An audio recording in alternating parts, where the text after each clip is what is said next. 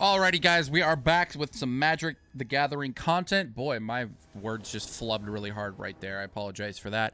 I'm playing the Gruul Werewolves deck again. This is a 2023 standard rotation-proof deck. So if you're looking for a deck that you can play when the season rotation happens, make sure to check out that link to the deck list in the description below. This is the deck that I've been playing the most recently. It's a very aggro deck. Obviously, it's playing red-green. It plays for board control. It plays a lot of creatures. It really tries to get up and be aggressive and get up in somebody's face as quickly as possible. This is a pretty good starting hand. I got a 1-drop. I got 3 land, which is good. That means I'll at least be able to play 1 through 3. So I can play this the first turn, this the second turn, this the third turn, and then if I draw a land, I'll be able to play this the 4th turn, which is probably close to the best 1 through 4 that I can possibly get with this deck. Okay? That's really good that we drew a land there. That means we'll be able to play all the way 1 through 4. Next turn we play Tolivar. Oh, he costs more. What is making my stuff cost more? Oh, that sucks. Oh, casting your turn. Okay, so that's not bad. I'm not worried about casting spells during their turn. I'm not going to be doing that very often. Wow, a 2/4 for 3 mana, huh? Interesting. That is a bit of a scary card. All right, we'll drop Rockfall Veil. We'll drop Tolivar. This becomes a 3/3. There might be a way for him to block and kill it, so I'm gonna... What does he do? If I do get combat damage, I will be able to draw a card, so I'm just gonna go ahead and do it. For some reason, he might let it through. I don't know why. He might be afraid that I'm gonna play something. Try to mind game him a little bit. Nope. Okay. If I did get that damage through, I'd have been able to draw a card, so I was just kind of hoping that he'd be dumb and not block me, but... He was smart. He made the right play. Just hoping to mind game him a little bit. We don't like that. This is a green-white deck. It looks like it's probably just going to be playing enchantments and buffing up 1 card. Yep, that thing's going to get really hard to kill eventually. He's not attacking with it, which is annoying.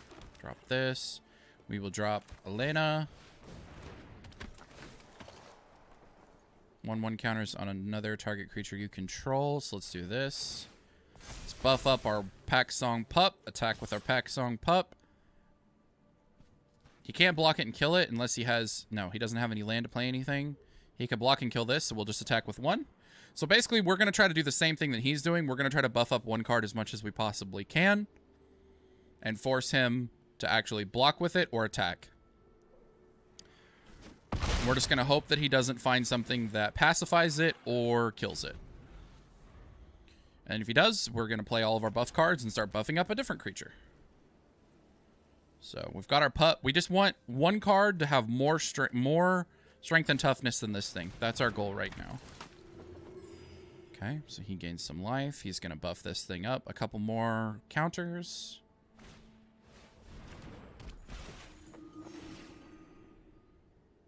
So it's going to become, what, a 5/7? So we need to keep buffing our pup. Oh, no, he put a counter on this instead. Okay. Interesting. All right. We will drop a Reckless Stormseeker. Put the counters on you. Put the buff on you.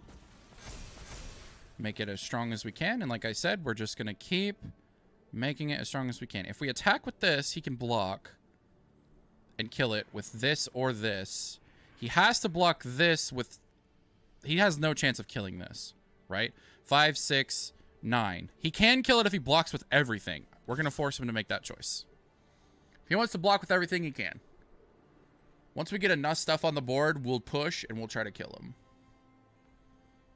Basically, I'm just going to try to buff up 1 card as much as I can to the point where he can't keep up with it. And then I'll start buffing other things. It's kind of the goal right now. We're going to have 2 Reckless Stormseekers on the board next turn. We're looking pretty strong right now. He has to make a decision. I mean, he can block with a 1/1 or a 3/3, which is fine. Like, that's probably the correct play to do, other than just taking 10 damage. He only has 1 card in hand, too. So he's behind on card advantage, he's behind on life, and he's behind on board control right now. He can level this up, which will buff all of his creatures by +1/+1. Which is a little scary. But we're way ahead right now. Unless he draws like a pacifism or something to kill some of my stuff, we're way, way ahead. Surely he's going to block, right, and not just take 10 damage. He's going to use his timeout. Okay. So we got to sit here and wait for this guy to think, even though the choice is obvious. If you don't want to lose any of your cards, then you just take the damage. But that's too much damage to take, in my opinion. He should block with one of these 1/1s. Or the 3/3, gain 3 life, you know, and then stop worrying. He shouldn't have buffed this thing. He should just be pouring his buffs into this, I think. Instead of trying to split him up. I don't really know why he would try to split him up. This is probably the last turn we're going to attack with one creature. Okay, he took the 10 damage. So next turn we're pushing no matter what. Drop that. I will drop Kessig. Next turn we're just going to push. Because I'm almost positive we have enough damage to get through. He can prevent some of the damage.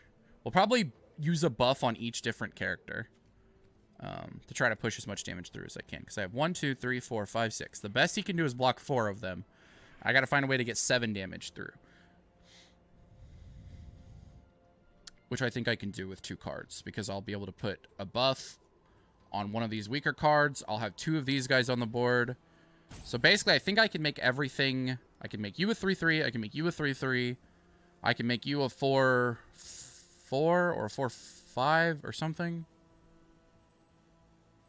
4/4. So 4/4, 3/3, 3/3. And then I can make this a 3/3 as well. No. 3/3, 4/4. And then I can make another 3/3 by putting it on himself. So I think I win. Although he does have some lifelink that I kind of have to worry about. So we can play this. And then we can also play this. And our board is just ridiculous at this point. So let's buff everything we can to be as strong as possible. So we'll make you. And it also helped that we went Nightbound as well, by the way. We want to give you haste. And we want to give you haste. Alright, I win. There's no way this isn't enough damage. Target artifact or enchantment.